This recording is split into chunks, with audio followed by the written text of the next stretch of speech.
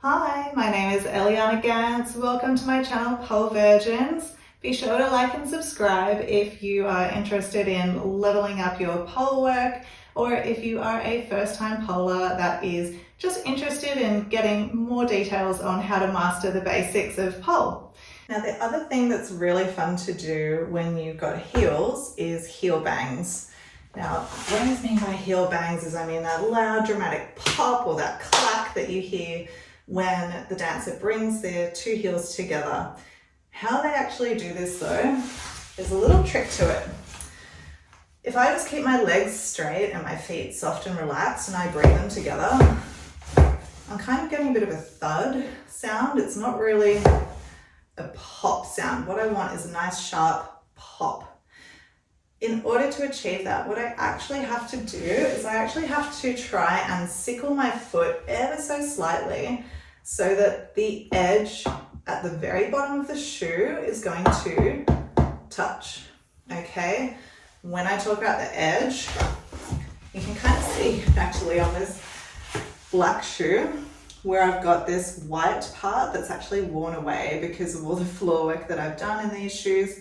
That will happen over time with some of them, but you can see just that lower edge of the shoe is the part that I'm actually trying to hit.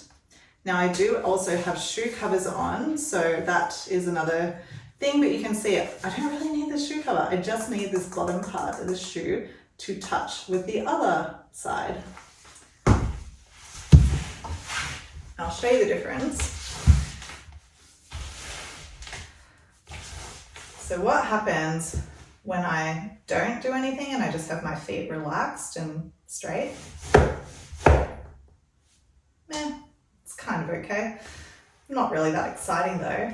If I ever so slightly have my feet apart and bring those edges together, I'm driving into my feet, I'm actively engaging my whole leg so that it's not floppy, it's really, everything's like engaged and stiff. I get a much sharper bang from that. Now, just practice that one. It's probably one that's going to go a little bit easier if you're on a slippery surface like these floorboards, tiles as well. It's a little harder on carpet because the friction will actually cause the shoes to drag. You won't find it as easy to smack the heels together, but you can always do it lying on your back as well. Just practice clacking the heels together in that same position that we were using to practice the leg circles. So again, I'm going to think of driving into my toes and I'm bringing the edges ever so slightly together. I'm not going too crazy with it. There's no need to go wild. It's just a very subtle little meh that I'm doing with my foot. And if I bring them together while I'm doing that, I get a much sharper sound. And that is the difference between meh versus okay, cool. Now with those heel bangs, there is another one that you can do, and we're going to come onto our elbows laying back again, and we're going to do what unfortunately I learned as the cockroach because it looks like a dying cockroach. Okay, that's why they called it that move. I'm not exactly sure if there's a prettier, nicer name for it. Drop it in the comments if you've heard one, because I would love to stop calling this move the cockroach.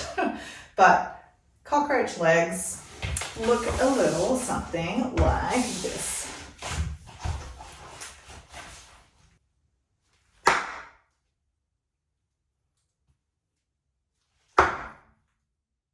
So that is your cockroach leg. I will break it down for you slowly, but basically what we're doing is we're doing two half circles with our legs at the same time.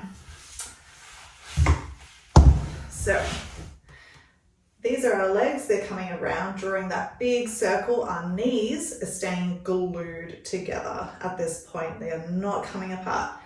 The legs are going to circle around. They're going to meet at the bottom. When the toes come together at the bottom to make that nice pop sound, that is the point when we will then open our knees out to the side. Then to finish the move, you're just going to straighten the leg.